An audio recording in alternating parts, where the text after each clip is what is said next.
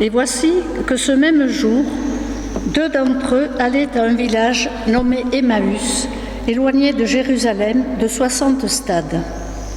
Ils s'entretenaient de tout ce qui s'était passé. Pendant qu'ils s'entretenaient et discutaient, Jésus s'approcha et fit route avec eux. Mais leurs yeux étaient empêchés de le reconnaître. Il leur dit : « Quels sont ces propos que vous échangez en marchant ?» Et ils s'arrêtèrent, l'air attristé. L'un d'eux, nommé Cléopas, lui répondit : « Es-tu le seul qui séjourne à Jérusalem et ne sache pas ce qui s'est produit ces jours-ci ?»« Quoi ?» leur dit-il. Ils lui répondirent : « Ce qui s'est produit au sujet de Jésus de Nazareth, qui était un prophète puissant en œuvre et en parole devant Dieu et devant tout le peuple. Et comment nos principaux sacrificateurs et nos chefs l'ont livré pour être condamné à mort et l'ont crucifié. Nous espérions que ce serait lui qui délivrerait Israël. Mais avec tout cela, voici le 3e jour que ces événements se sont produits. Il est vrai que quelques femmes d'entre nous nous ont fort étonnés. Elles se sont rendues de bon matin au tombeau, et n'ayant pas trouvé son corps, elles sont venues dire que des anges leur sont apparus et ont déclaré qu'il est vivant. Quelques-uns de ceux qui étaient avec nous sont allés au tombeau et ils ont trouvé les choses tout comme les femmes l'avaient dit. Mais lui, ils ne l'ont pas vu. Alors Jésus leur dit : « Hommes sans intelligence et dont le cœur est lent à croire tout ce qu'ont dit les prophètes, le Christ ne devait-il pas souffrir de la sorte et entrer dans la gloire ?» Et commençant par Moïse et par tous les prophètes, il leur expliqua dans toutes les Écritures ce qui le concernait. Lorsqu'ils furent près du village où ils allaient, il parut vouloir aller plus loin.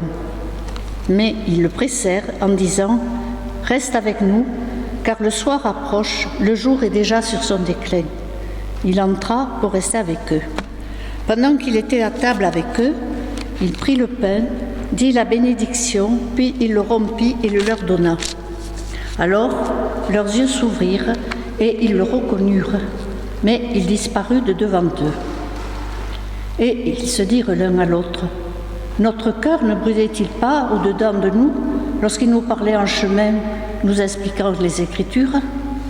Ils se levèrent à l'heure même, retournèrent à Jérusalem et trouvèrent assemblés les 11 de leurs compagnons, qui leur dirent : « Le Seigneur est réellement ressuscité, et il est apparu à Simon. » Ils racontèrent ce qui leur était arrivé en chemin et comment ils l'avaient reconnu à la fraction du pain. Jusqu'ici, la parole de Dieu. Prions. Seigneur, comme tu as expliqué les Écritures aux disciples d'Emmaüs, nous voulons apprendre et approfondir ta parole. Qu'elle soit pour nous un enseignement qui nous rapproche de toi et qui nous guide dans notre vie de chrétienne. Ouvre par ton Saint-Esprit nos esprits et nos cœurs à ta vérité. Amen. Ce passage est intitulé « Les disciples d'Emmaüs ». Le Seigneur est réellement ressuscité. Alléluia, il est réellement ressuscité. Nous pouvons l'affirmer haut et fort, mais au moment des faits, accepter cette nouvelle était inimaginable. Et je vous invite à vous mettre à la place de ces 2 hommes qui quittent Jérusalem, abattus, désemparés. On a crucifié celui en qui ils avaient mis tous leurs espoirs.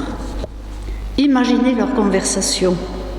Ce bandit de Barnabas a été relâché à sa place. Quel scandale, quelle injustice! Et ça tourne en boucle. Ils ne pensent qu'à ça. Ils reprennent tout ce qu'ils ont vécu. Le procès, les insultes de la part des gardes romains, les cris haineux de la foule. « Crucifiez-le » disait-elle. Et enfin, l'agonie de cet homme qu'ils avaient suivi pendant que c'était le Sauveur promis dans la Torah. Mais non, ils se sont trompés. Ce n'était pas possible que ce soit lui. Il ne se serait pas laissé faire. Pourtant, tous les miracles qu'il a faits, il parlait de Dieu, il enseignait si bien. C'était un prophète puissant en œuvre et en parole devant Dieu et devant tout le peuple, précise Cléopas à l'homme qui les aborde. Mais ne se trompait-il pas de sauveur, pensant que ce sauveur annoncé dans les Écritures les libérerait du joug romain. Tous les espoirs étaient anéantis. Suite à la perte d'un être cher ou d'une grave difficulté, ne sommes-nous pas seuls dans nos pensées, plongés dans une introspection douloureuse, et nous restons enfermés dans cette tristesse? Combien de personnes se convertissent après un passage de dépression ou de mal existentiel? Il faut souvent vivre des moments de ténèbres pour chercher la lumière salvatrice et trouver la paix dans l'espérance chrétienne qui nous met en marche. Quelle peine, quel manque, quelle douleur nous empêche de reconnaître la présence du Sauveur ressuscité qui marche avec nous. Comme ses disciples, nous marchons aveuglement, sans regarder autour de nous. Ils sont dans leur bulle, dans leur incompréhension, dans leur tristesse, à tel point qu'ils ne voient pas que quelqu'un s'approche d'eux. Le Seigneur les rejoint et les questionne, les encourage à parler, pour que leur douleur s'exprime, qu'elle les libère. Mais leurs yeux étaient empêchés de le reconnaître, dit le texte au verset 16. Le verbe empêcher est fort, car la définition d'empêcher est faire en sorte que cela ne se produise pas, ou encore rendre impossible en s'opposant. Ils ne veulent pas croire à la bonne nouvelle que les femmes ont apportée. Pourquoi cherchez-vous le vivant parmi les morts? Il n'est pas ici, mais il est ressuscité, avaient dit les anges devant le tombeau vide. Pourquoi un tel aveuglement? Au point de vue humain, on appelle cette réaction le déni. Quand on est affronté à une situation trop difficile, insoutenable, le cerveau l'occulte. Mais ces hommes qui sont des disciples de Jésus, ils l'ont bien connu, l'ont côtoyé, ils auraient dû le reconnaître physiquement, mais non. Les femmes qui s'étaient rendues au tombeau ont bien dit que le tombeau était vide, mais obnubilés par la mort, ils pensent plus à un vol qu'à une résurrection. Pourtant, cette résurrection a été annoncée plus d'une fois dans les Écritures. Jésus vient les rejoindre, bien vivants, et s'invite à faire le chemin avec eux. Il ne les interpelle pas, disant « Coucou, c'est moi, vous me reconnaissez ?» Non, ce ne sont pas les méthodes de Jésus. Patiemment, il les questionne et les laisse parler afin que sorte tout ce qu'ils ont sur leur cœur. Un certain cheminement doit se faire.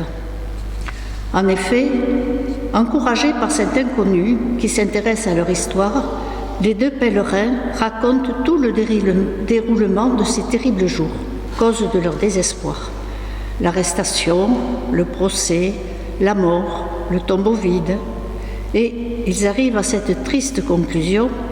Ça fait 3 jours que ces événements se sont produits et certains d'entre nous nous disent que le Maître est vivant, mais lui, ils ne l'ont pas vu. Cette affirmation, les disciples, ils ne l'ont pas vu, alors qu'ils marchent et parlent avec lui, pourrait faire sourire, si cet aveuglement n'était pas aussi le nôtre. Accepter Jésus quand tout va bien, c'est facile, mais un deuil, une maladie, et tout s'écroule, et nous faisons même des reproches au Seigneur de nous abandonner. Dans nos difficultés, n'attendons-nous pas un Sauveur qui soit là pour tout apaiser et tout résoudre? Quel regard posons-nous sur le Christ crucifié et ressuscité? De ce regard découle l'espérance que nous mettons en lui. Et ce regard, pour qu'il soit celui de la foi, il faut que le Seigneur vienne lui-même le façonner en faisant route avec nous dans les Écritures, en nous donnant sa présence et son esprit. Reconnaissons-nous qu'il est venu nous libérer de nos erreurs pour nous offrir la vraie vie, le salut éternel.